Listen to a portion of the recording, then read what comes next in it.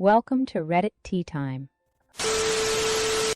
Am I the bonehead for telling my mother-in-law if she expects me to get a DNA test for my son?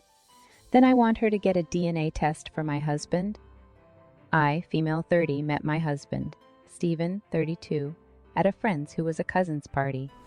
We instantly connected and started dating not long after. We have been happily married for 5 years now and have a 4-month-old son. I met my mother-in-law at his uncle's funeral. He asked me to attend in support of him. Before we left, his cousin warned me about mother-in-law. He said she wasn't the nicest person, and she had impossibly high standards to meet and can be judgmental, so don't take it personally, as she's like that with everyone. I did ask my husband, and he agreed that mother-in-law can be quite judgmental, but not to worry, that he will be there for me. I felt like they gave me the sugar-coated version of her because she was terrible. She made a scene about bringing a stranger to a family funeral, but my husband cut her off and said his aunt, who was his uncle's widow, said he could. She spent the rest of the funeral giving me nasty looks and making passive-aggressive comments. She made a scene at our wedding, but that's a different story on its own. But after minimal contact with mother-in-law, my husband eventually got around to telling her that I was pregnant.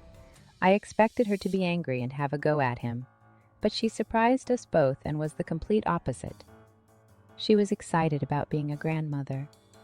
She was congratulating us. Her attitude did a complete turn, and I grudgingly allowed her to visit. When it was time to give birth to my son, she wanted to see my son being born, but I refused. That's when her ugly side reared its head again, and she caused a scene and was thrown out. I refused to let her visit us at home. My husband agreed, but she ran crying and apologizing. She said she was just overwhelmed about being a grandmother, and her emotions got the better of her. Against my better judgment, I relented and said okay. When she first held him, she looked at me and said he was beautiful. I went into the kitchen to get us a drink, and then I could hear my husband telling her to get out. I went back in. She started yelling that he needed to get the baby tested because he doesn't look like anyone in their family. He kicked her out. She took to social media and told everyone that I cheated on my husband and that my husband needs to get a DNA test to prove he was the dad. She got a lot of attention for that. So I made my own post and said I'll get a test when she gets tests for her son. That just made everything worse. She rang my husband up telling him to take it down. He just hung up on her. Everyone is divided and questioning my husband's paternity since she had such a strong reaction to it. Now even my husband is starting to wonder and making me feel I went too far, and I'm thinking, am I the bonehead for saying that? Not the bonehead. She doesn't sound stable at all, and I would be worried about what she would do around the child. Even if she was just another weirdly incestuous boy mom, that mood swing, going from one extreme to another, in a blink of an eye, goes beyond bonehead into dangerous territory. Also, her demanding to see the birth and immediately taking to social media also indicates she has no concept of boundaries. To have someone like that around your child, even if she doesn't do anything drastic, could be very damaging. Also, if she wants to make her delusions public, she can handle your public response. If you don't want a witch hunt, don't make a pyre. I would enjoy this. She would get gifts from me, wrapped with a bow. Xmas, DNA home tests. Birthday, DNA home tests. Mother's Day, DNA home tests. Hell, I might just send them to her from Amazon randomly as a pick-me-up for myself. Be the whirlwind. Not the bonehead. Maybe not the nicest way to handle, but when you deal with crap, your hands are bound to get dirty. Keep holding your ground and just tell her to stop spouting lies about you on social media, or you will continue to embarrass her on your own account, and she can face the consequences of her own actions. I, female 22, recently welcomed a beautiful baby boy into the world. My mom, female 48, and sister, female 16, often come over to visit. They came over again yesterday, and my sister desperately wanted to hold him. But I was extremely reluctant. She has a history of being physical because she has Down syndrome. She pushes and shoves people, regardless of their size.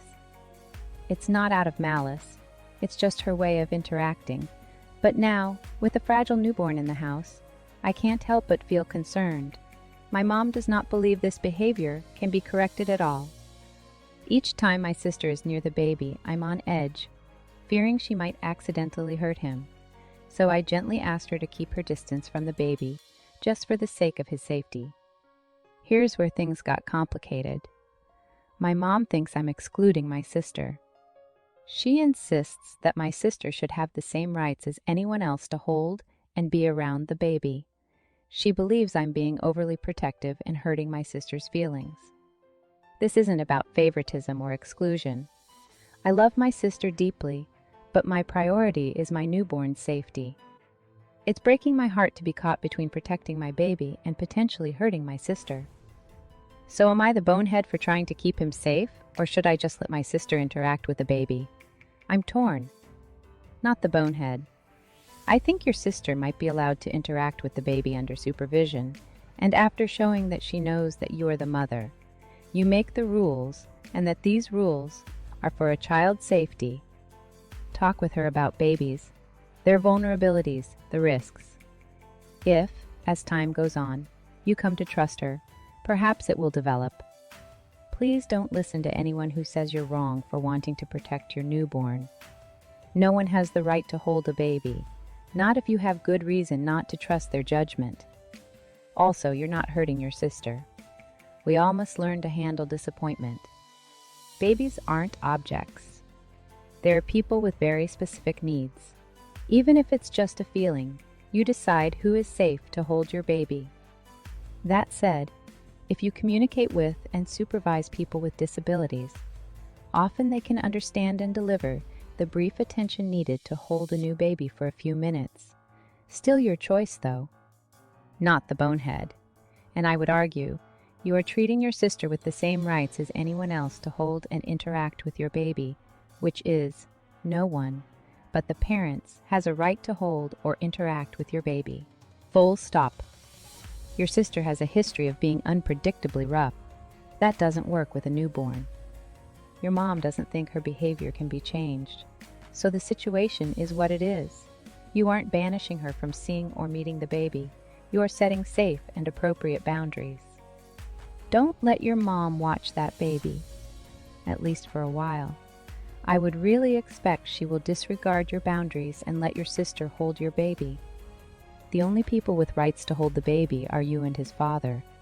Others only receive that privilege at your largesse, which you are never obligated to provide. Based on your description of your sister's disability, I think you're making the right call, not the bonehead. Am I the bonehead for saying to my mom at family dinner, "Well, I wouldn't stay with a man who hits my kids, so I guess we have different priorities." I'm low contact with my parents because growing up, my dad was physically abusive and my mom was emotionally absent and neglectful. They are in town visiting other family members, and we all decided to have a family dinner to catch up.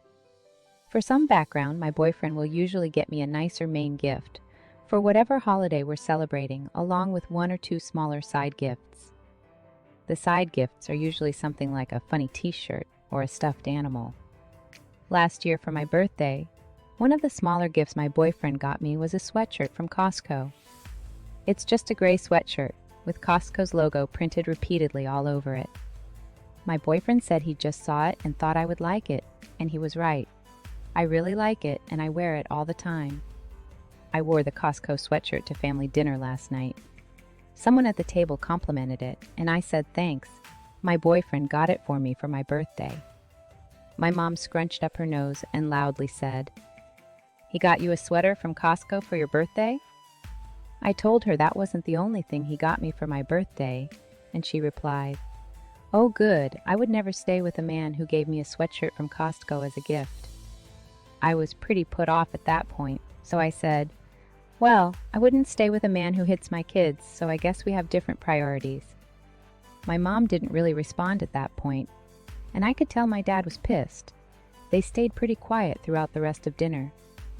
They don't like it when I bring up the fact that they used to hit us kids in front of people outside of our immediate family.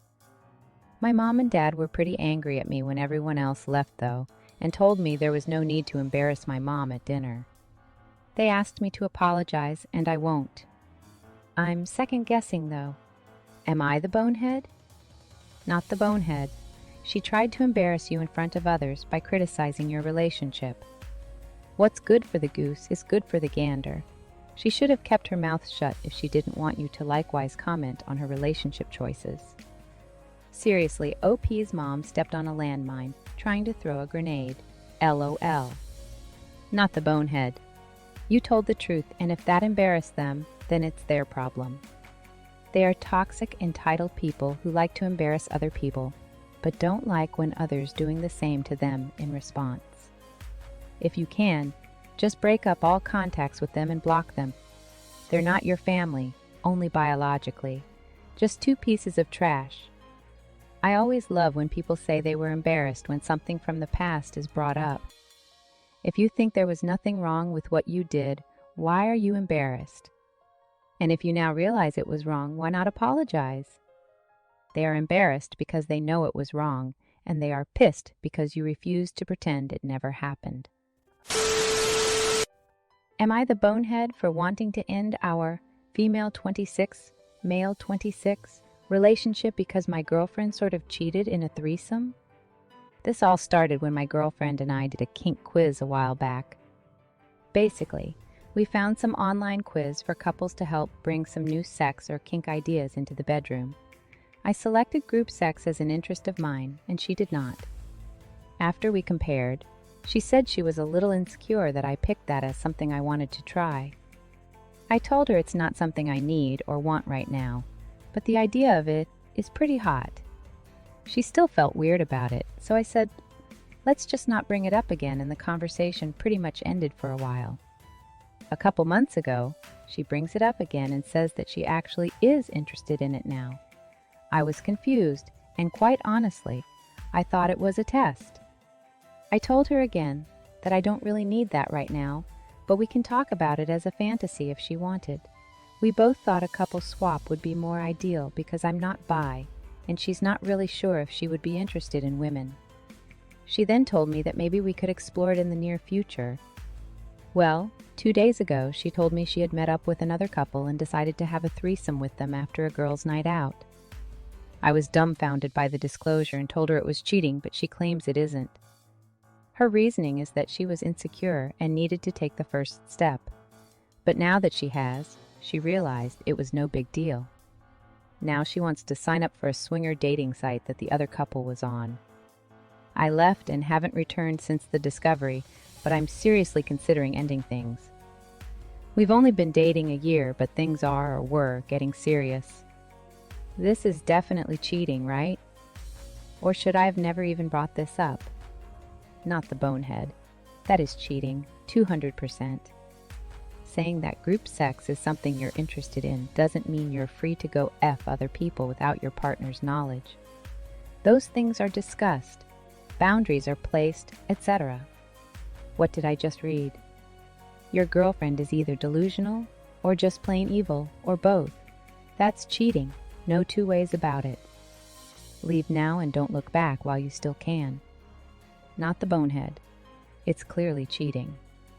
Either she's phenomenally stupid to think that it wasn't cheating, or she knows it was wrong and wanted to hurt you. Thanks for tuning in. I'll see you in the next Reddit story. Take care.